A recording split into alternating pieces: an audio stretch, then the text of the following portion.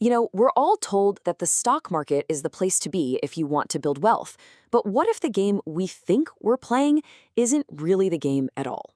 Today, we're going to dive into some incredible research that peels back the curtain on how the stock market really works. So let's just start with the biggest question of all, the one we all have. Is putting your money into individual stocks a reliable way to get rich over time? Common sense, everything we hear, says of course.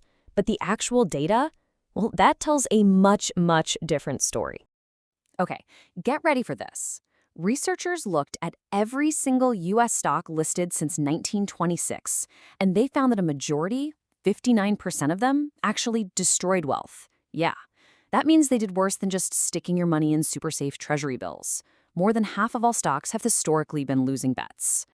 So you're probably thinking, if most stocks are duds, where does all the market's growth even come from? And that brings us to our first huge insight, based on the work of Professor Hendrik Bessembener. The stock market isn't a game of averages. It's a game where the winners, well, they take pretty much everything. Now, just so we're all on the same page, when we say wealth creation, the study had a very specific definition. It just means any stock that gave you a better return than what you could have gotten from 1-month Treasury bills, which is what people call the risk-free rate. If a stock couldn't even beat that, it was considered a wealth destroyer. Simple as that. And wow, this chart really puts it into perspective. It's kind of crazy. Out of all the stocks that did create wealth, a tiny little sliver, just 2% of them, were responsible for over 90% of it. And the other 98% of winning stocks, they barely even moved the needle. Let's put a number on that, because it's just mind-boggling. That tiny 2% of companies generated 72.6 times trillion dollars in wealth. That's out of a total of 79.3 trillion for the entire market. I mean, the concentration is just staggering. In fact, just the top 5 stocks alone accounted for 20% of all the wealth created.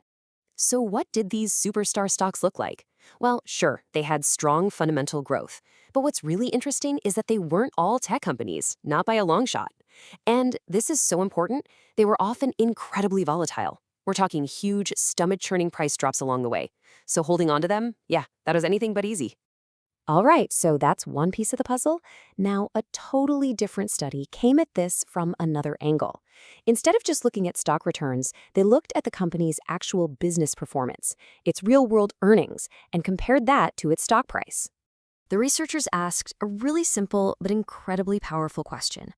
Over a company's entire life on the stock market, from its IPO until the very end, does it make enough money to actually justify the price investors first paid for its stock? Okay, this table shows exactly what they found, and it is pretty eye-opening. It breaks down all the companies by whether they're still around, got bought out, or went bust. And you're about to see that same lopsided, skewed pattern show up all over again. Now, here is where it gets super interesting. Look at the difference between the average and the median. The average ratio is 0.9. That sounds pretty good, right? It makes it seem like the average company almost earned back its price. But the median, the typical company right in the middle, is just 0.2. That tells you the real story. The typical company was a huge failure, and a few monster successes pulled the whole average way, way up. And this chart just hammers the point home. For companies that eventually got delisted, went bust, a shocking 95% of them never, ever made enough money to justify their stock price. And even for the companies that are still around today, over 70% of them have fallen short. It turns out failure is actually the norm. So here's the bottom line from this study. When you tally it all up across almost 14,000 companies, over 70% of all public companies failed to produce enough earnings in their entire lifetime to justify their initial stock price. Just let that sink in. So, okay, we've just looked at 2 completely different studies. One looked at stock returns, the other looked at business fundamentals. But the verdict they deliver? It's remarkably, and I mean remarkably, consistent. It's really like 2 sides of the same coin.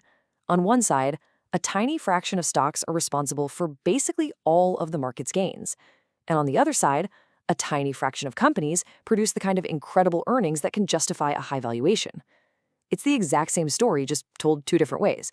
A small handful of massive winners drive absolutely everything. So you might be wondering, why? Why does this happen? Is the system rigged or something?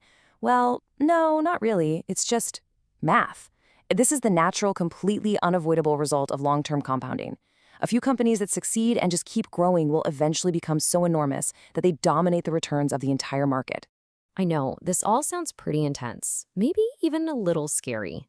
But look, understanding the rules of the game is always the first step to playing it well.